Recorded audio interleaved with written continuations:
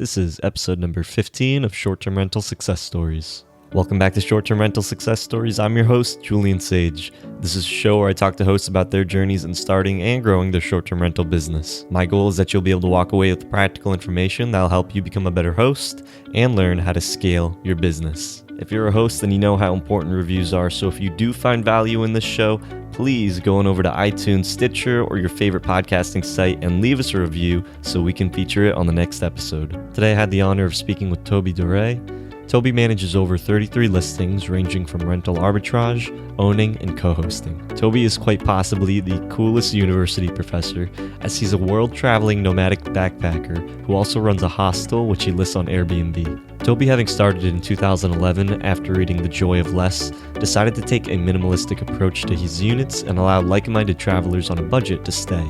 After traveling and experiencing life at hostels, he took his newfound experiences to create his very own Cajun Hostel, which is located about 2.5 hours outside of New Orleans in Lafayette, Louisiana.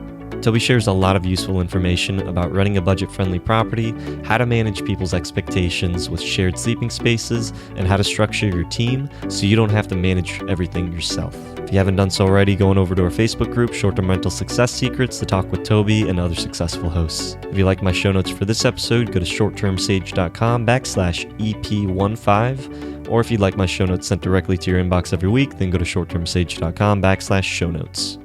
With all that being said, on to this week's conversation. Welcome back, hosts. Today I have the special honor of speaking with Toby Doré. Please let the audience know a little bit more about who you are and what inspired you to get into short-term rentals. Okay, my name's Toby Doré. I'm a full-time professor in Southwest Louisiana, located in Lafayette, Louisiana. And I got into hosting about 8 years ago when I was actually moonlighting as owning a production company, and we were doing live music events as well as some friends and I managing live music clubs. I was preparing for a road trip across the United States, and I knew that my time in booking and promoting live music was going to be ending soon. And I actually learned from some of the musicians that I was booking from California about using Airbnb instead of hotels to travel and to use them as I prepared for my road trip. I also happened at the time, I happened to be reading a book called The Joy of Less, and it was all about just cleaning out your house, taking everything, even the pictures off the wall, and basically the beginning of it's a minimalist book. And so I decided, all this kind of happened all at the same time, so I decided to also list my house. And I even got bookings within days. At the time, no one really knew about Airbnb in Lafayette, whether to use it as a guest or as a host.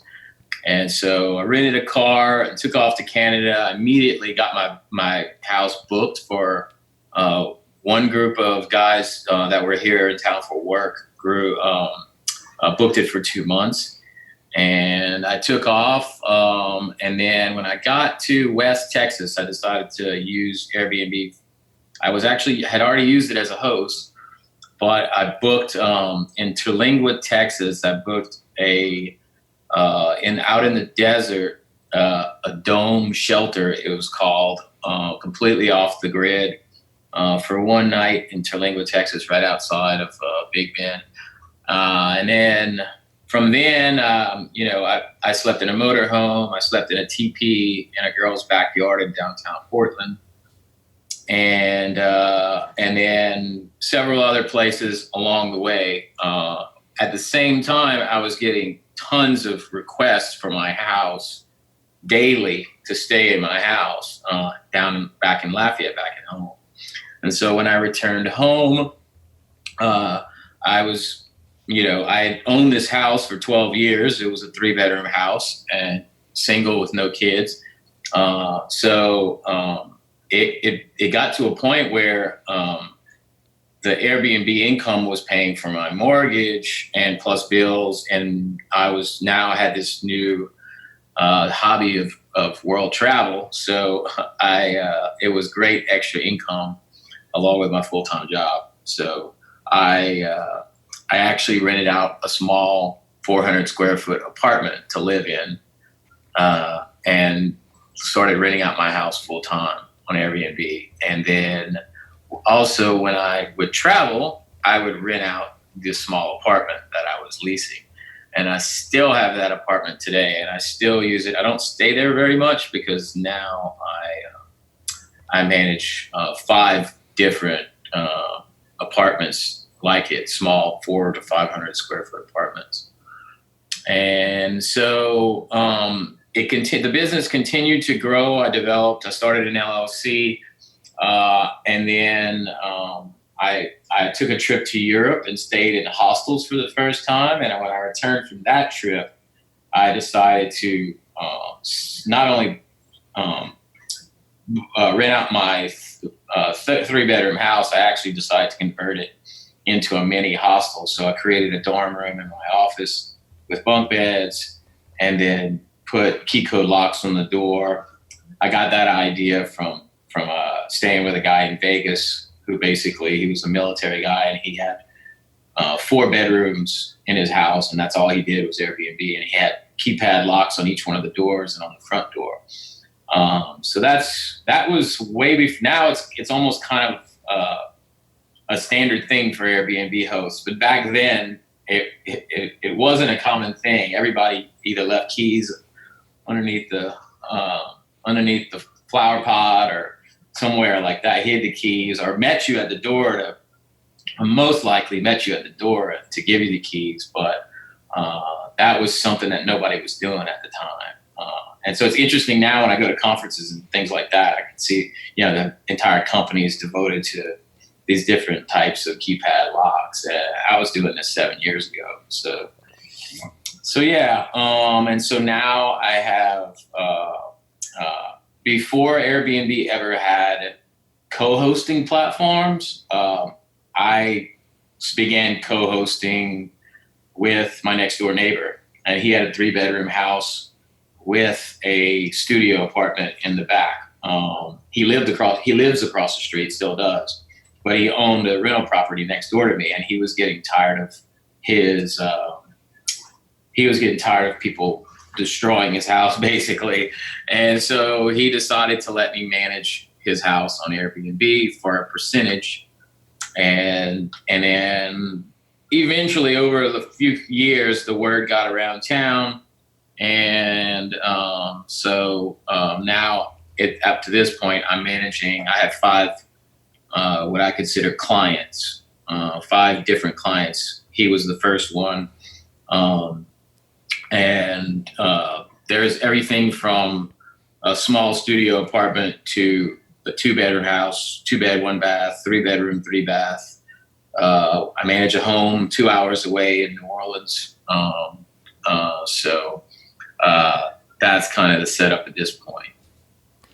I think what's super funny and interesting, Toby, is that you read this book, you had kind of this, different lifestyle, traveling and music. And then, but from this kind of unique lifestyle, you decided to, take up more minimalism. And that really shows like in how you manage your properties. And like, even now, like when we were talking, you said you don't really even have like a standard like home. You own like a big home, but now like you just live in these units that you're renting out. Is that correct?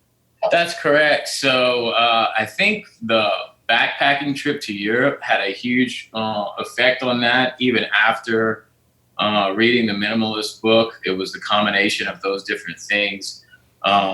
Realizing that I could move around from 8 different countries in 2.5 months with just a backpack. And then seeing that this was a lifestyle of, this was what Europeans did, all over Western Europe, and Australians. And it's a lifestyle that people, at least in my part of countries, don't know anything about. A very small percentage of us anyway was just backpacking. And so when I got home, now it helps to be single, no kids. at this point. But I was 35 years old when I took my first backpacking trip. And so when I got home, it started to wear on me a little bit out, but not until a few years later. But I still continue to backpack. I still stay in hostels. But yes, I don't really have one particular place. And part of that is kind of because of the business model, because I've just continued to add units. Two of the units I added on to my own property over the past 4 years. I first converted a storage shed into a tiny house. And then when it was finished, I would actually bounce back and forth between that first apartment that I leased, that I've been leasing for about 6 years now, I guess. I would bounce back and forth, but I would travel for 3 months in the summer, 1 month in the winter, 2 weeks for spring break. And so, I wasn't just going to leave all my stuff in there. I put it in storage, and the housekeepers came in, they fix it up and then get it ready. And it almost immediately gets booked. So that money, essentially anytime I travel, whether it's overseas or if I just take a weekend trip to New Orleans, in my mind, the sacrifice for me living with a backpack is that I'm actually paying for my accommodation wherever I'm staying, especially if I'm staying in hostels and guest houses. So that started, 7 years ago. So I just got back from Puerto Rico, and I just took over a small apartment that I'm leasing, and I fixed it up and got it ready just in time, and then listed it on the 3 channels that we use, and it immediately got booked. So it was booked the entire 10 days I was in Puerto Rico. And then when I flew home, I checked right back in, and that's where I'm staying tonight. So, yeah. I just think it's so cool. You've really invested into your business the way that really fits your lifestyle. You have this minimalist, this traveling nomadic type of lifestyle, and that shows in the units that you do. And what is pretty cool is that you're a full-time professor, but you're also doing something that is niche. You're doing the more hostel type of units. What is your experience with like managing more like a hostel as compared to renting out like a whole home? Have you found it more profitable, or have you found it more of like a headache to have just a bunch of multiple units in a single, or multiple listings and units like in a single property, rather than just renting out the whole place as is? And the fact that I've done so, I basically have my own house with this mortgage, and it has the house next door. We don't have bunk beds per se, but I do think it is a little more of a hassle. However, I feel that it's really hard to compare, because I see how well our houses our 2 and 3 bedroom houses do without the multiple rooms. But I also think that there's an advantage in the slow season.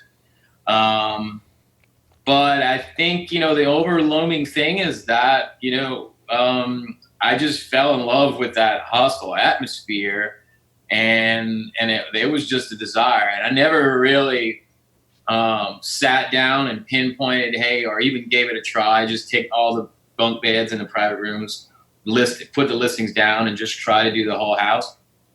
I didn't want that. I didn't even really want to try to do that, because I have both. And to me, they're all doing well. It is, I think, yes, it's absolutely more of a headache than just if I just rented out the entire house. I could also just shut down the Airbnb. Now I have another place to live, and I could just rent it out long term. But I don't think that would be as profitable. But this is just kind of the business model that I chose.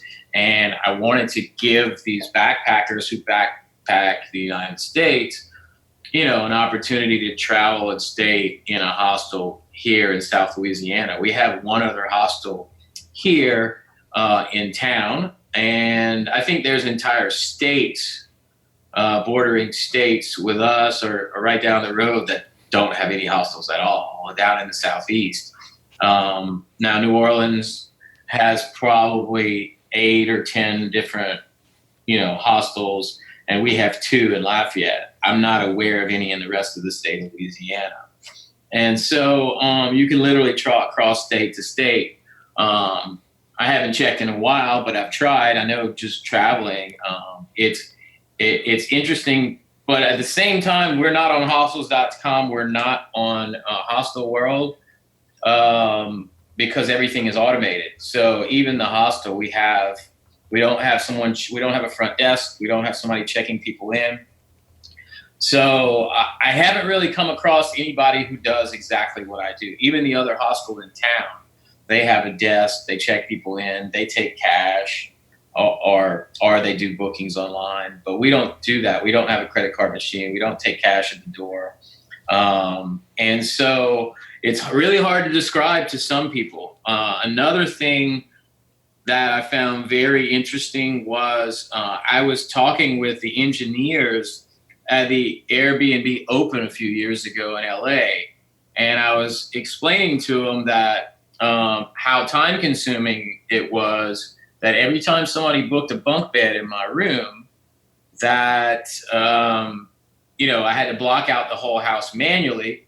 Or if somebody rented my entire house, then I had to go in and manually block out 7 other listings. And I said, would it be possible to create a system that automatically blocks this for me, so I don't have double bookings if I make a human mistake? And they literally just looked at me like, nobody's ever asked us that. Nobody's ever asked us that question. And we actually use a program now because now we have 15 different properties. 4 of them you can share the property, and we use a company called a software program called Your Porter, and it actually does that for us. And so it actually links with the Airbnb calendar, the Booking.com calendar, HomeAway. So yeah, that was kind of interesting looking back on that as well. Was I'm not really I'm a hostel that happens to be only listed on these traditional short-term rental management sites, but not necessarily the main hostel sites. I kind of want to talk a little bit more about that. The one thing that kind of comes to mind when I think of a hostel, I think of something that's cheap, something that is for someone that is maybe younger. Maybe they are just looking just for a bed. They're looking, the hostels are going to be getting more of like a traveling, younger, more someone that maybe wants to party and see the area. Do you find that because the units or the bunk beds are typically cheaper, that you're getting like poor quality guests, or are you not finding that it's an issue dealing with like people that are maybe too loud or trashing the place or anything like that?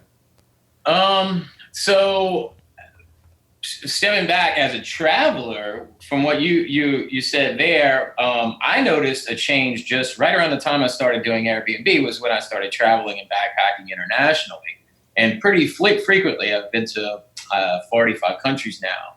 And I've stayed in hostels in I think every one of those countries. But I remember my first trip, there were still places that called themselves youth hostels. And I also recall using, searching around on hostels.com and there being a maximum age. And within a few years, I didn't see that anymore. And I'm not saying they don't exist anymore, but I watched that kind of evolve. It was interesting. I think it has something to do with the popularity of Airbnb and especially in the United States, people starting to get more used to sharing their homes and learning what hostels are, other than the horror movie, of course. But that's just something that I noticed. Now, as far as the problems, I haven't noticed that many problems with booking the entire house. But the biggest problems I've had is locals. So when you have a local that is staying and booking a $20 bunk bed, your first question is why. If you have Lafayette, Louisiana, listed as your hometown on Airbnb, and 9 times out of 10, that person has actually booked for someone else. And I'm not saying this happens all the time, but I mean, I could, it happens. And when we do have a problem, basically you have someone who's booking for a relative or booking for a friend. And why is this person staying in a hostel in their own hometown?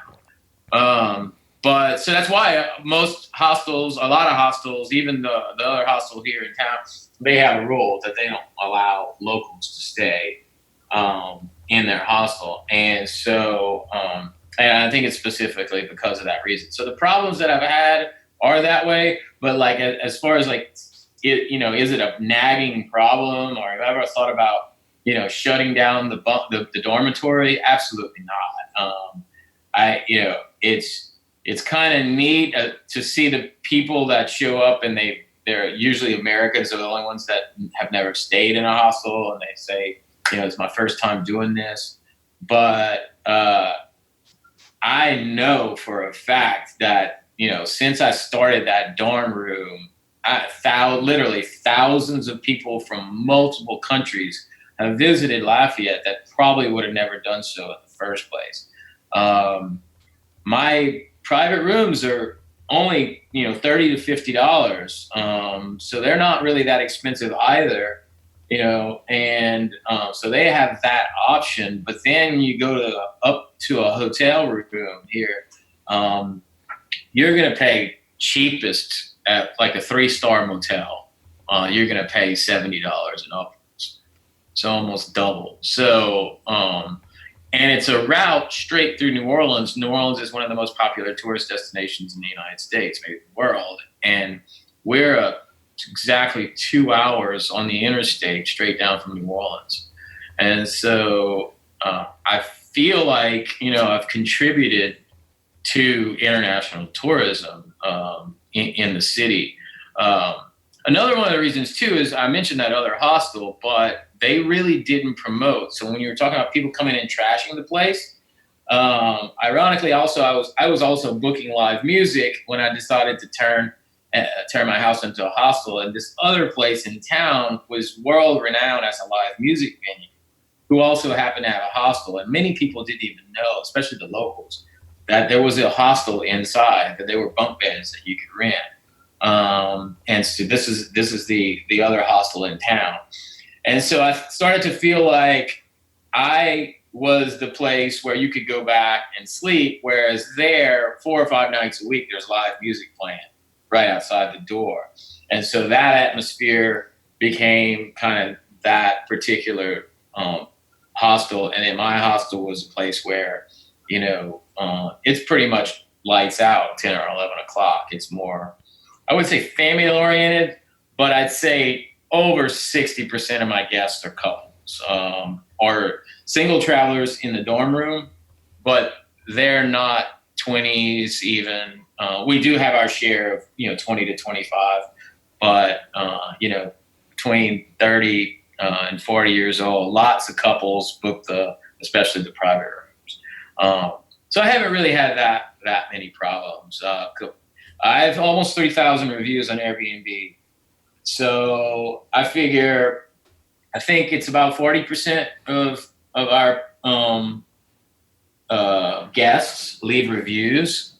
So, I mean, you're looking at, I don't know, close to 10,000 guests that I've hosted. And I don't feel like that's been a big problem.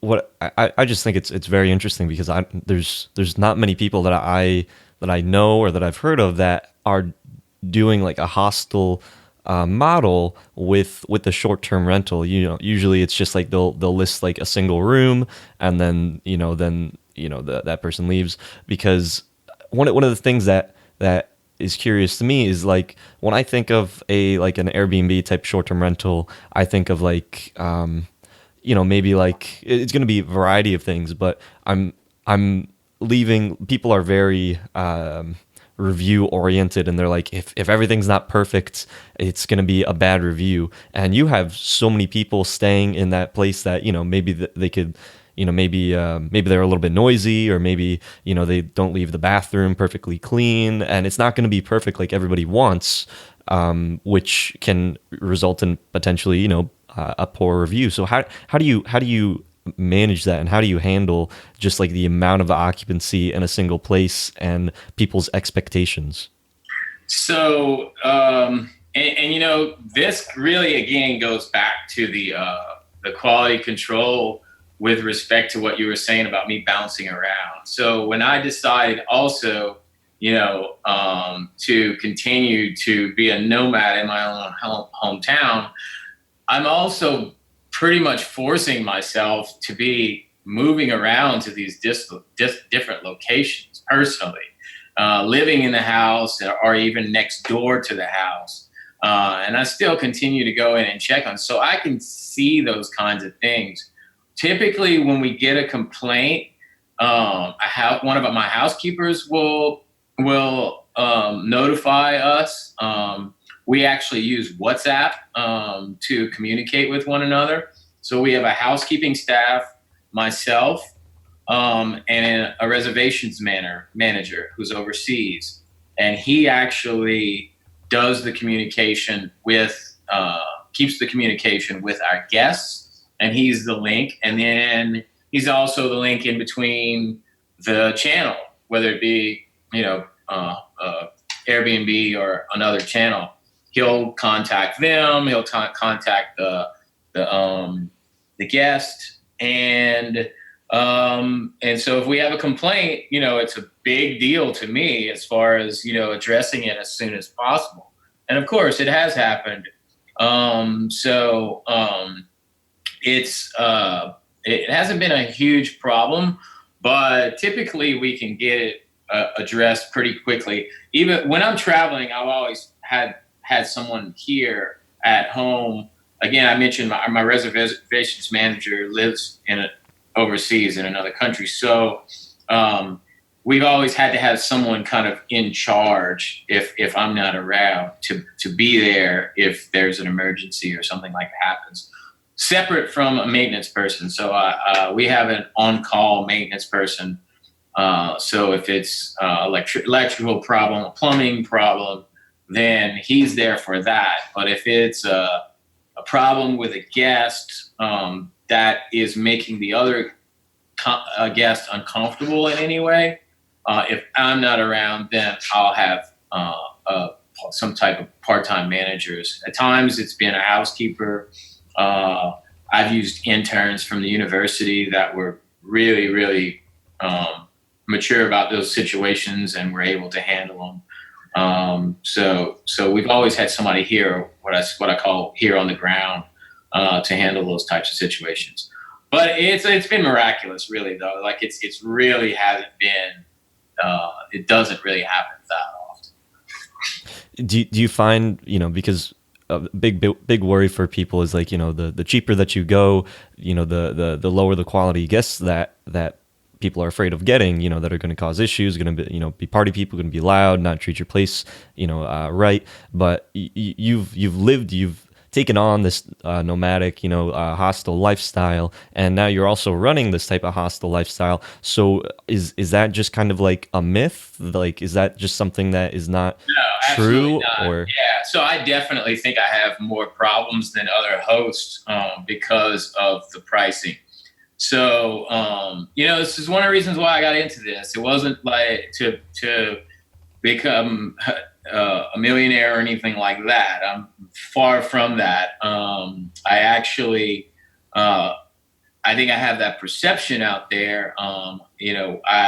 This is a whole nother podcast because we're going through taxation and maybe someday regulation, like in New Orleans. Right now, short-term rentals are not regulated. Basically, my business model is to make sure that this continues to be an affordable place, and this is why the short-term rental business has really exploded, is because it's an alternative to a hotel. Now, there are definitely more so now than ever Airbnbs out there that are much more expensive than hotels, to cater to people who just don't want to stay in a hotel and would prefer to stay in a home. But our business model has always been to keep occupancy rates high, particularly with the clients that I have, but also my own places. And at the same time, you continue to provide an affordable place for people to stay that normally wouldn't have ever visited Lafayette. It is kind of still, it's hard to say that it's not really a secret anymore, but there are still people who will skip over, I think. But tourism has just increased dramatically here.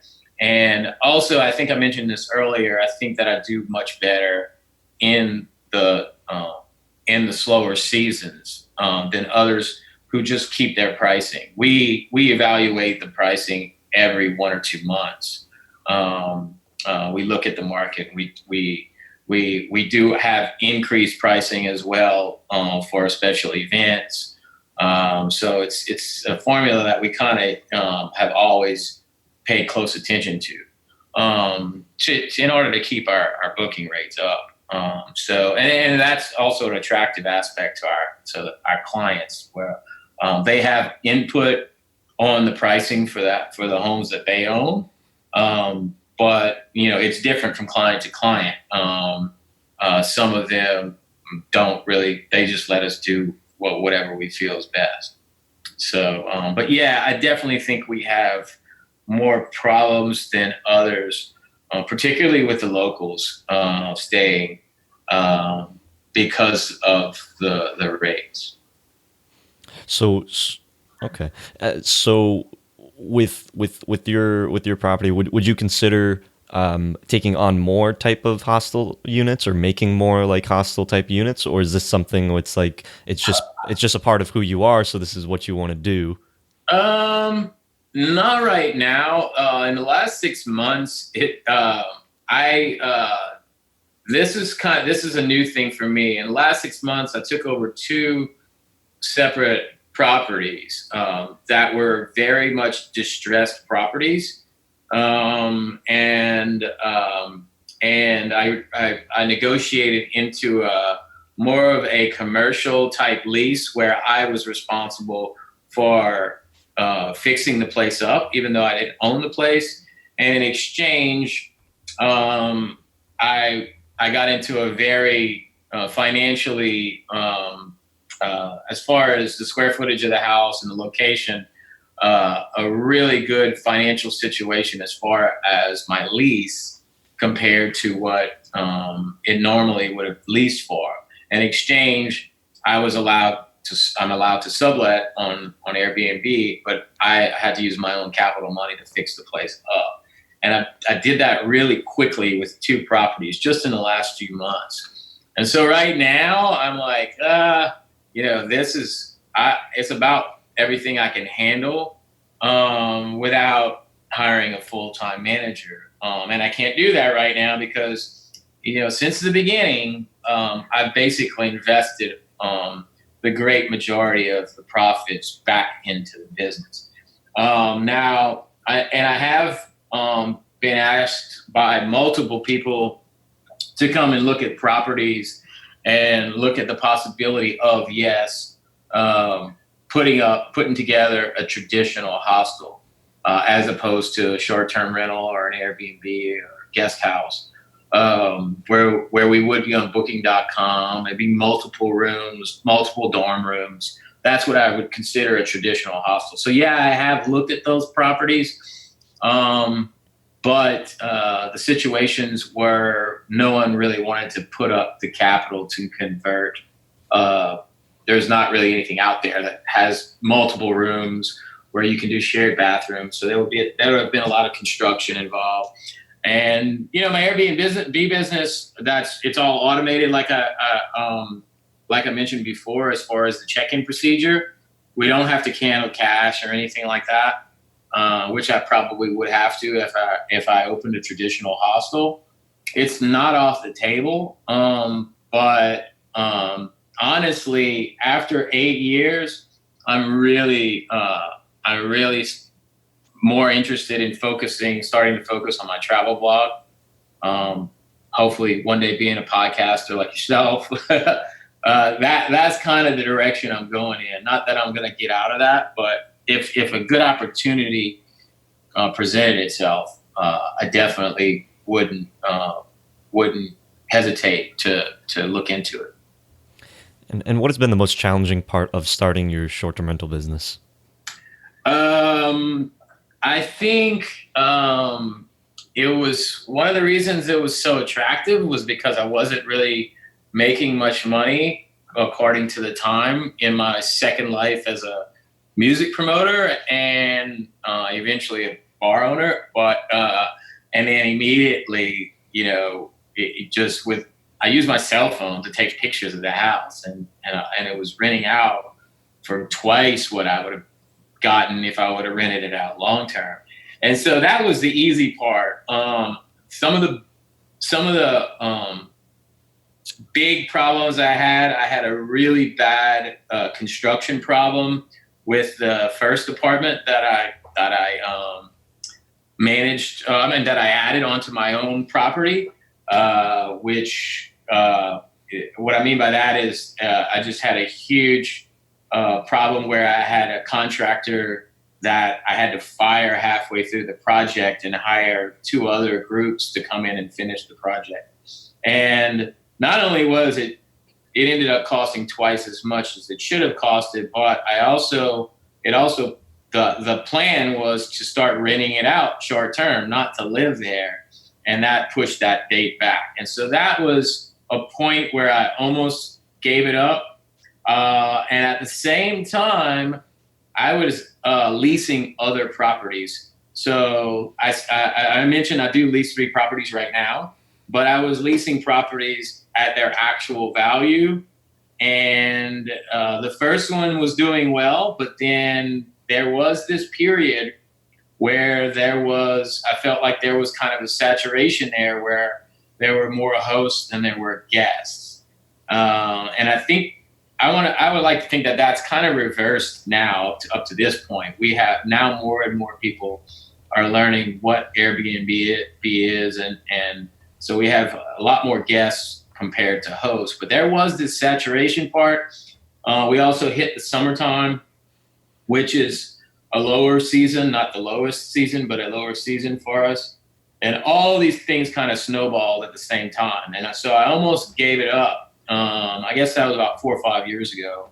But then I stuck it out. And so now, and then that's where the co-hosting platform popped into my head. Again, I mentioned the Airbnb conference that I went to.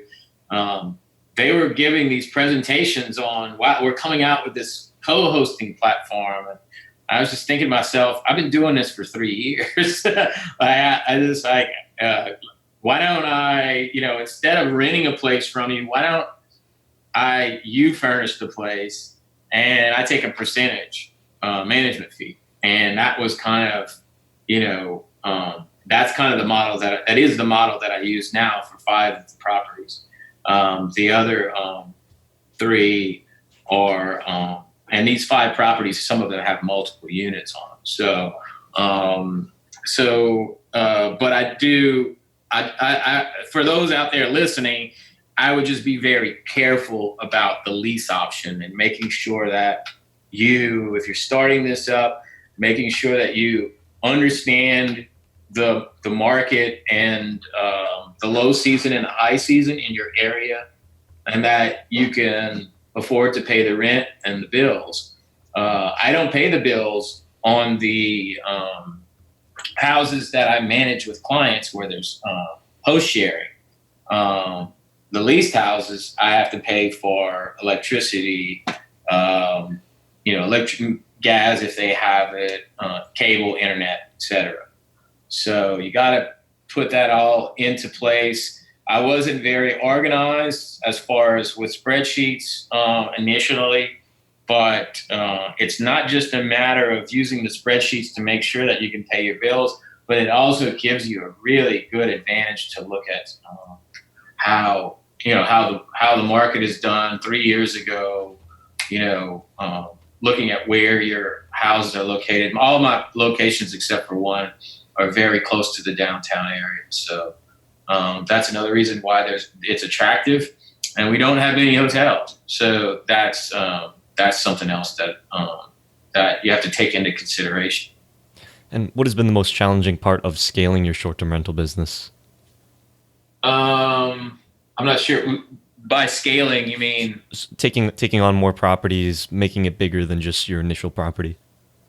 the toughest challenge, of course, is manpower, management, and time.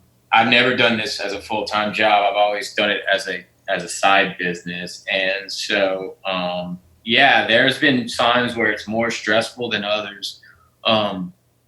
You've got to either when a housekeeper quits, or you have to let them go, you have to replace them. Somebody's got to go out there and find a new housekeeper and then cover their job. You've got to find people who are organized. Very, very lucky to have this reservations manager for so long. But managing people is not something for everyone. I think it's something that everybody necessarily enjoys. But if you're gonna manage or have a company that manages 15 different properties, you can't do it all yourself, even if I didn't have a full-time job. So that's been a big the biggest challenge is managing people. And so I think my background in administration, it's interesting how it all kind of, it comes together, because with my full-time job at the university, right off the bat, I was an administrator right out of school. And so I was managing other professors, I was managing students, I was dealing with multiple supervisors myself. And so my PhD is in administration. So it's kind of, that helped a lot, I think, going in. And I also had some business partners in the music industry who today are some of the most successful business people in town. And so I learned a lot from them. I took my experience from the music business, the production company, and still today constantly ask for advice. I'm lucky to have one of my best friends is one of the more successful businessmen in town. And so we kind of learned together. And even though it was a completely different business, but I think that, that's the biggest challenge, I would say, is managing your staff. And what do you do to set your units apart? Like, I know that you said that you have another hostel in the area, and they also have like a music venue, which might be very attractive for people that are traveling and are looking for that. Because I've stayed in a hostel when I went to New Orleans, and they had like a pool area, and they had like people that would cook and stuff like that. So some people choose to stay there because it's fun. It's young. There's other young people there. They're traveling. What do you do to set your unit apart from maybe even that one? Okay. So one of the first things, I think some people really like the fact that I know it's the opposite with many people. Some people really like the fact that they can just show up anytime. They have the code. They can punch the code. They can check in themselves. And then, and then leave when they want to. And then, secondly, in all our private rooms and private studios, we don't do this for dormitory guests, but all the other guests, or if they rent full house, we leave a bottle of wine and some gourmet chocolates for every guest. That's something I think that's pretty unique. And then I think that might be another reason why we attract so many couples as well. And then we have a guide, a full binder, about a 20-page guide of places that we recommend so that you can potentially even avoid other places. And so that's something I think that's helpful. We also have, when you open the refrigerator, we have Raging Cajun, local brewery, and it's called Raging Cajun Beer. We have Swamp Pop, which is a locally owned cola company. It's not Coca-Cola, it's a cola company. So they have different flavors, bottled water, and we even have gumbo, which is, most people know gumbo, the Cajun soup. We keep that in the freezer, and then we leave a donation box to help with the cost of leaving those items. And so that's something that's I think is really unique. Sunday, Monday nights downtown, and somebody who's not from here, never been here, they just don't feel like going out. If they do go out, they're limited to either an all-night diner or fast food. And so, sometimes it's really hard to find stuff on Sundays and Mondays. And so that also helps.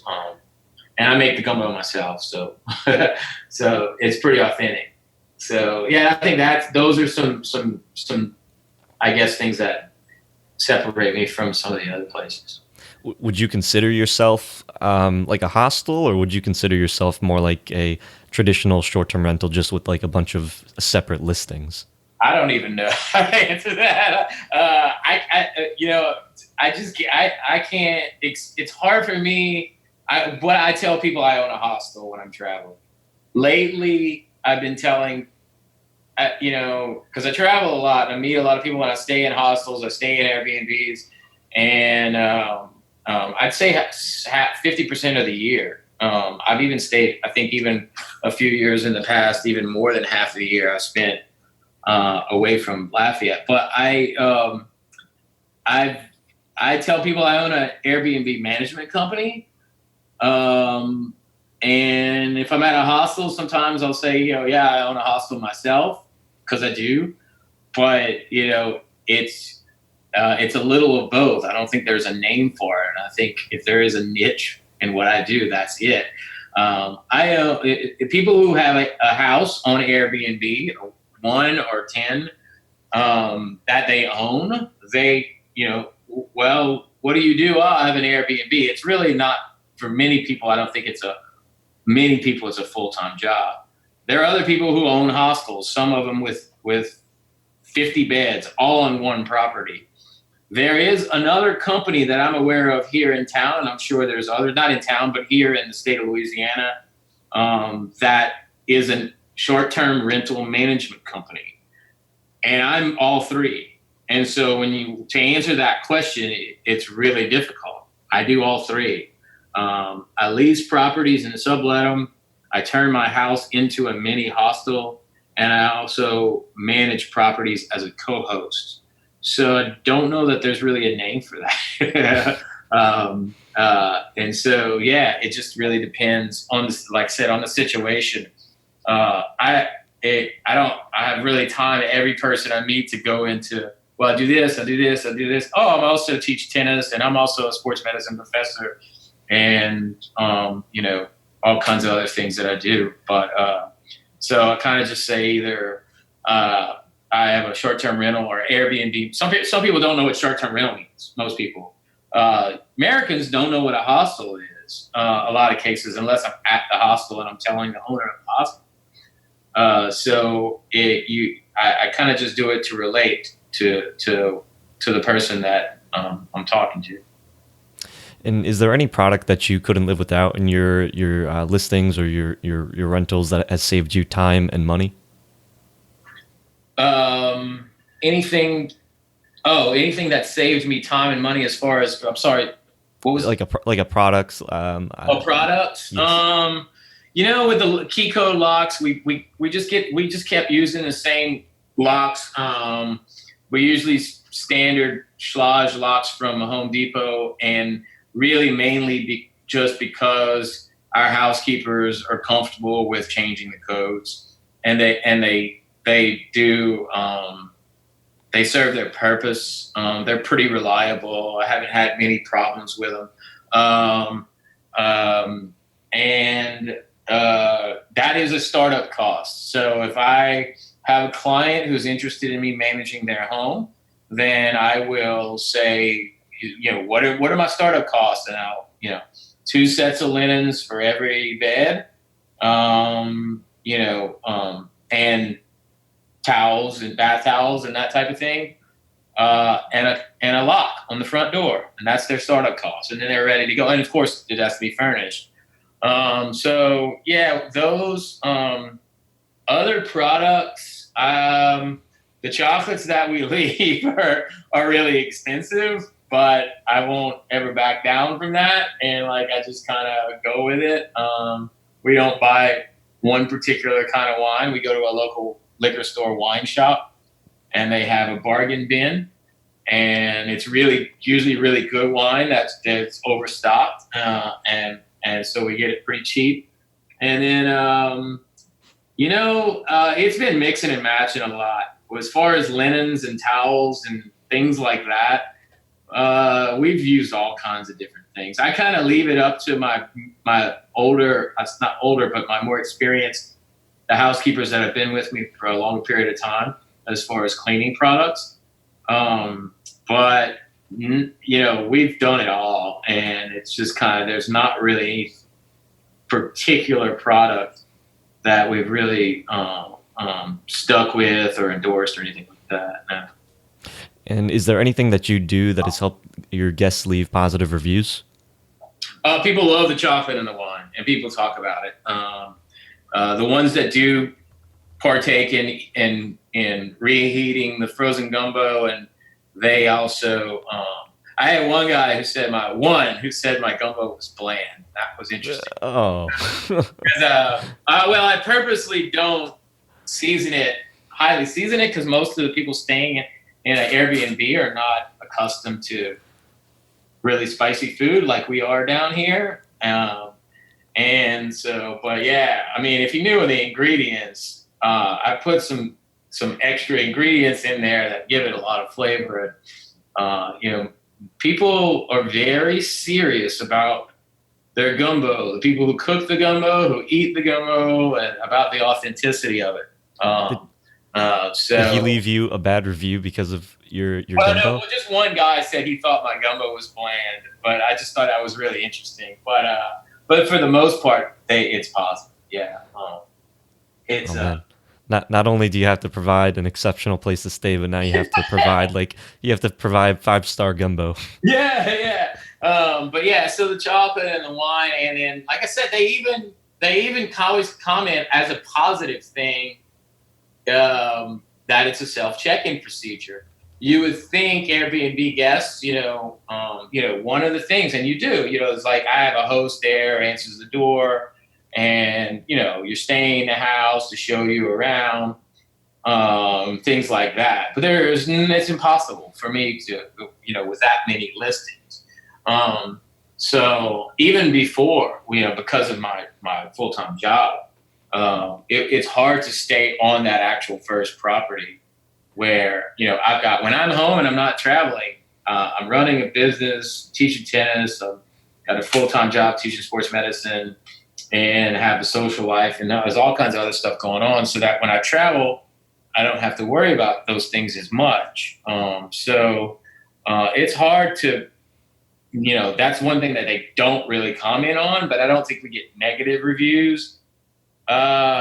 Crazy enough, we've never been Superhost. We are we've been 4.7. You need a 4.8 out of 5 average. We've got so many listings, and when we add a new listing, there's always some kind of kink where we get a 3 or a 4-star here and there. Well, right now we're actually at 4.8. We're just waiting for 15 more days before.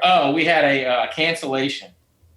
We did qualify for Superhost last year, and we had a guest show up at 3:00 in the morning, and claimed that they had the wrong code to get in and couldn't get in and had to go get a hotel. And so when you get a cancellation, it knocks your Superhost status back an entire year. So we're waiting about 15 days. But But other than that, we have 3,000 reviews, and we're averaging 4.8 out of 5 stars. So that's pretty good. Wow. Yeah, that's really good, especially when you have such, a high turnover and you've been in this for such a long time. Is there one house rule that has saved you before? I don't know. House rules were pretty lenient. We do say,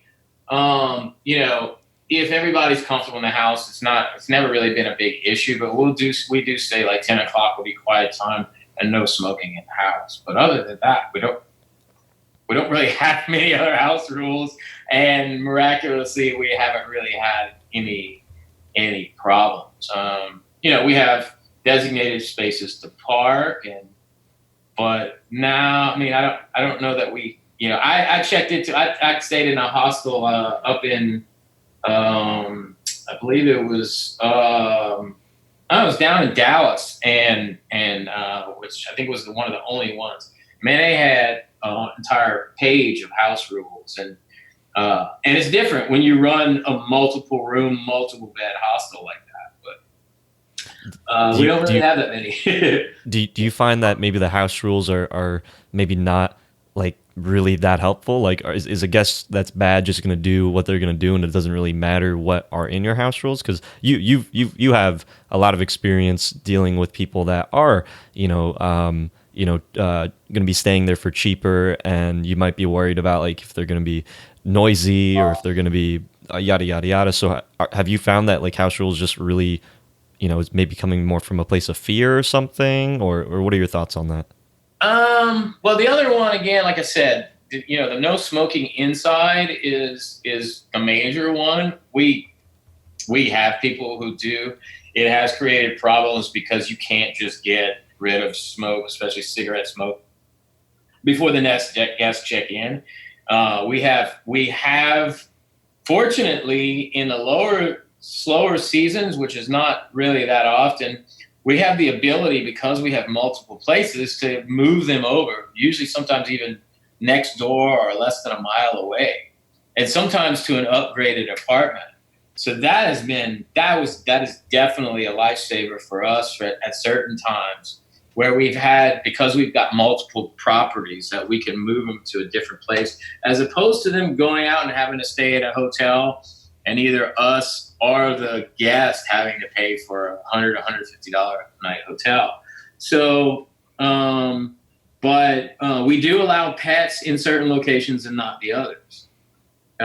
So if somebody brings a pet and they're not supposed to, that has been a broken house rule that has created a problem, particularly dogs and cats that slept in the bed with them.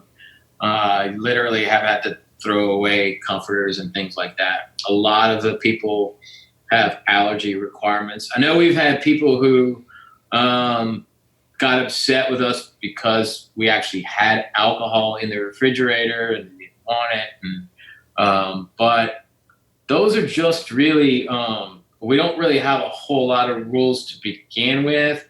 More of our style is just, no smoking, no pets if there's no pets, 10 o'clock, quiet time. Now we've had cases where, of course, everybody's all hanging out together. Since after 10 o'clock, it's not a big deal. We do have festivals too. People book. We have a lot of festivals here, so that's kind of it. We just address the problems when they happen, and I don't know. I mean, I don't have a lengthy list of different house rules, so hasn't been a really problem. Okay. And what would you do differently if you had to start from scratch? I would have been much more careful about leasing a house, thinking that I was going to be able to just start a business off of leasing a house and in subletting. I would have paid more close attention to bookkeeping right off the bat. I didn't start keeping spreadsheets until I think almost a couple of years into the business, because I just knew I was making money. And I mean, it wasn't like at the time when it first started, there weren't really many other hosts in town. And so it was just basically, I hadn't really started as a business. It was just something to make extra money. I had two housekeepers, and me. So, but yeah, I think starting that earlier, and making sure you're doing uh, really dollar to dollar bookkeeping in any business, but that it is a business, and so that would be some suggestions I would have. Um, and then paying attention to your reviews, of course, that is miraculously helpful. Back then, again, there's so many things that have gone through this business model since I've started. But today you've got all these Facebook pages, groups where you can ask questions, and within an hour or less, you've got multiple different hosts that can give you advice when you've got questions. That didn't exist, when I started as a host. But there's some good books out there, of course, on managing Airbnb. That didn't exist when I first started. That's available now. I couldn't say I could have done that over back then. But yeah, I think that's about it. It's just making sure you get good bookkeeping and making sure you have a good financial arrangement with your co-host. And do you have a favorite book that you can recommend that has changed your business or your life? This is not an Airbnb book, but while the Joy of Less book got me into Airbnb, and right around that time, I also read a book called Vagabonding by Ralph Potts, which led me into solo travel and then converting the house into a hostel. I went to a travel conference last year, and I mean, it's still one of my favorite books. And I was thinking, I'm going to get this guy to sign my book and shake his hand and take a picture with him. And I actually got to hang out with him for a pretty decent amount of time. So the author of that book, so Vagabonding, and that's mainly about solo travel, international travel, and going places where people don't normally go.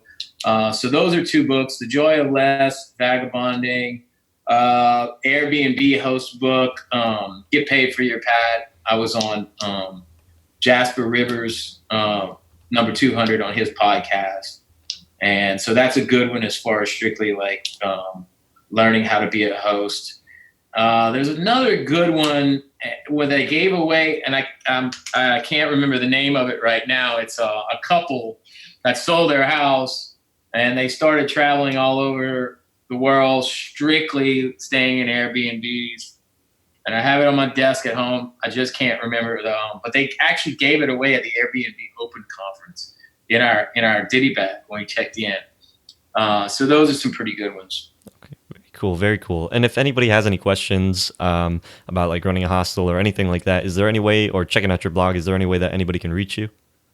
Yeah, so I prefer our hostel email address.